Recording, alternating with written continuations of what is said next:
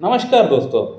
आज इस वीडियो में हम लोग बात करने वाले हैं कि क्यों किसी पेशेंट का अंदर सेक्स के प्रति एक जो नॉर्मल इच्छा होना चाहिए, एक जो नॉर्मल अर्ज होना चाहिए, वो क्यों किसी पेशेंट का अंदर कम हो जाता है या पूरी तरह गायब हो जाता है।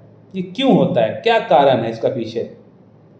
क्योंकि कई बार पेशेंट आके ये कहते हैं कि डॉक्टर साहब मेरा अंदर लो सेक्स ड्राइव हो गया है, लो लिबिडो की प्रॉब्लम हो गया है, मेरा अंदर इच्छा नहीं होता है, मेरा पार्टनर मेरे पास रहता है, मुझे टच करता है, लेकिन मेरा अंदर वो एक जो अंदर से जो फीलिंग आना चाहिए वो फीलिंग नहीं आ पाता है। ऐसा क्यों हो रहा है, क्या कारण है इसका पीछे?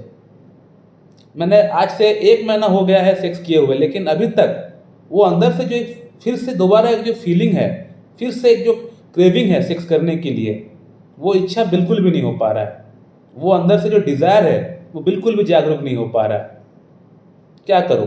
मॉर्निंग इरेक्शन थोड़ी बहुत आ जाता है, पॉर्न देखता हूँ, अपना हाथ से पकड़ के हिलाने का प्रयास करता हूँ तो थोड़ी बहुत इरेक्शन भी आ जाता है, सीमन भी हो सकता है बाहर निकल जाए, लेकिन अंदर से जो एक प्लेजर है वो भी नहीं मिल पाता है। तो ऐसा क्यों होता है, क्या कारण है? तो आज हम लोग इस पर्टिकुलर वीडियो में यही बात करने वाले हैं कि आखिरकार ये प्रॉब्लम क्यों किसी का अंदर डेवलप होता है और इस प्रॉब्लम के लिए कौन कौन सी होम्योपैथिक मेडिसिन का हम लोग इस्तेमाल में रख सकते हैं। सो माय डियर फ्रेंड, सबसे पहले बात करते हैं कि इच्छा की कमी क्यों हो जाता है। जब भी ये शब्द आता है ना, इच्छा यानी डिजायर, तो इच्छा कहाँ से जागरूक होता है? इच्छा जागरूक होता है हमारा दिमाग से, हमारा ब्रेन से। अगर हमको अभी भूख लगे, वो भूख लगा अंदर से, वो कौन बताएगा? ब्रेन बताएगा। प्यास लगे तो कौन बताएगा? ब्रेन बताएगा। मुझे कहीं जाना है तो ये कौन बताएगा? मेरा दिमाग बताएगा कि 9 बज गया है, आपको भी जाना है। सिमिलरली कोई भी अगर इच्छा की अगर बात की जाए, वो हर एक इच्छा जो हम लोग अपनी जीवन काल में भोगते हैं या करते हैं, वो सभी इच्छा का जो एक ओरिजिन पॉइंट है वो है हमारा ब्रेन, हमारा दिमाग सिग्नल देता है कि आपको ये काम अभी करना है। वो इच्छा जागरूक करता है, हमारे दिमाग से होता है। हमें कुछ लेना है, हमें नया शर्ट लेना है, हमें कहीं जाना है, नया फ़ोन लेना है, तो ये जो इच्छा है, ये इच्छा जागरूक होता है हमारा दिमाग से।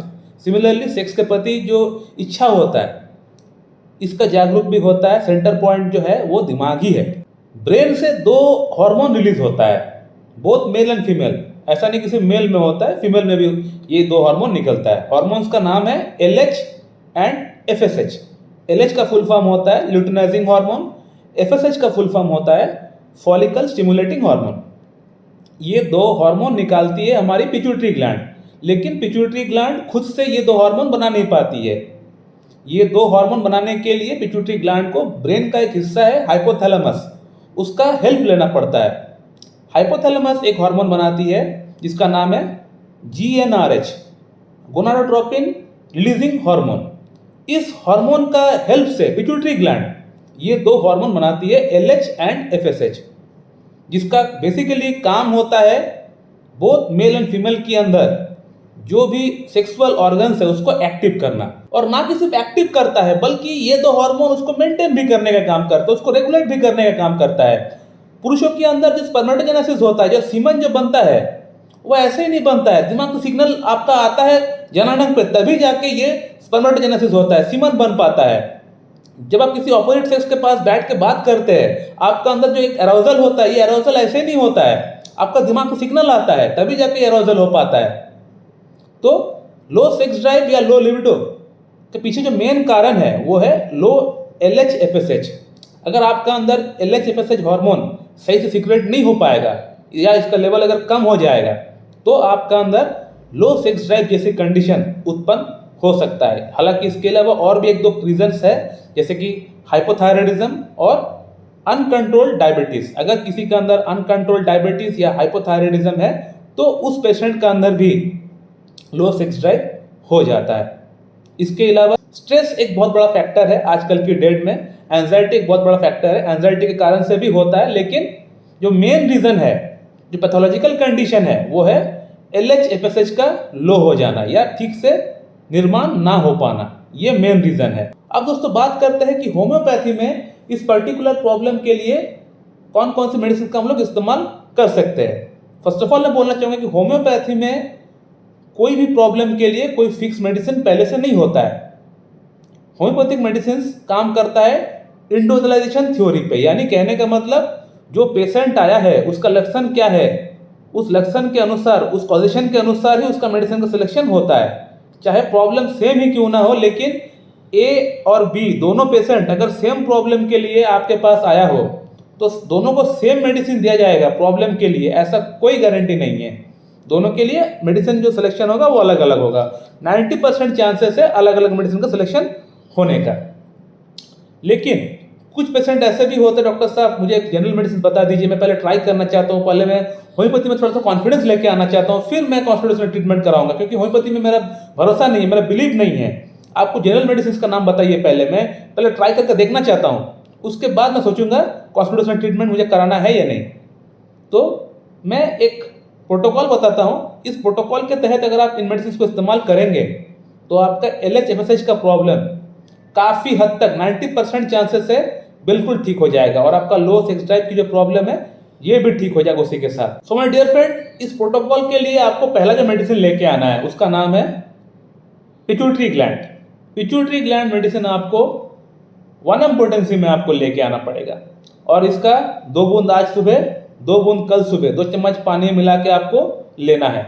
जैसे पिट्यूटरी ग्लैंड लेते हुए 2 दिन हो जाए उसके बाद इसको बंद कर दीजिए, इसको और इस्तेमाल करने का दरकार आपको नहीं है।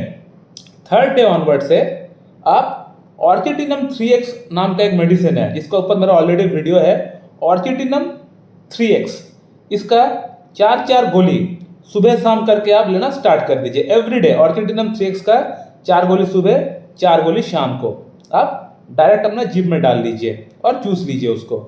और 3rd एंड 4th मेडिसिन का जो नाम है वो है जिंको बाइलोवा और एस्फल्टम 6CH। जिंको बाइलोवा का आपको 10 बूंद लंच के बाद लेना है और 10 बूंद रात को भोजन के बाद लेना है, आधा कप पानी के साथ मिला के। इसको भी आपको 3rd डे से स्टार्ट कर देना है। जिस दिन से आप ऑर्चिटिनम स्टार्ट करेंगे उसी दिन से आपको जिंको भी स्टार्ट कर देना है, और उसी दिन से आपको एस्फल्टम 6CH को भी स्टार्ट कर देना है। एस्फल्टम 6CH का 5 बूंद शाम को 2 चम्मच पानी के साथ मिला के आपको पीना पड़ेगा एवरीडे। तो कहने का मतलब स्टार्टिंग का 2 दिन आप लेंगे पिट्यूटरी ग्लैंड 1M, जैसे पिट्यूटरी ग्लैंड 1M लेते हुए 2 दिन हो जाता है, उसके बाद 3rd डे से आप ये तीनों मेडिसिन को स्टार्ट कर देंगे, ऑर्चिटिनम, जिंको बाइलोवा और एस्फल्टम। और ये तीनों मेडिसिन को आपको लगातार 1 मंथ आपको इस्तेमाल करना है। 1 मंथ इस्तेमाल करने के बाद आप फिर से अपना LH-FSH का रिपोर्ट निकाल के देख लीजिए क्या बदलाव उसमें आ रहा है। रिपोर्ट निकालने का आपको दरकार भी नहीं है, आपका अंदर जो फीलिंग्स है, जो डिजायर जो लो हो चुका है वो वापस आना स्टार्ट हो जाएगा। आप समझ जाएंगे कि आपके अंदर वो मेडिसिन काम करना स्टार्ट कर दिया है। सो माय डियर फ्रेंड, मैं इस वीडियो को यहीं पे एंड करना चाहता हूं। अगर आप लोगों को वीडियो अच्छी लगती है तो लाइक करें, शेयर करें, सब्सक्राइब करें। अगर आप लोगों के मन में कोई सवाल है तो कमेंट बॉक्स में कमेंट करके पूछिए, आपको वहाँ पे रिप्लाई मिल जाएगा। So thank you very much and have a good day.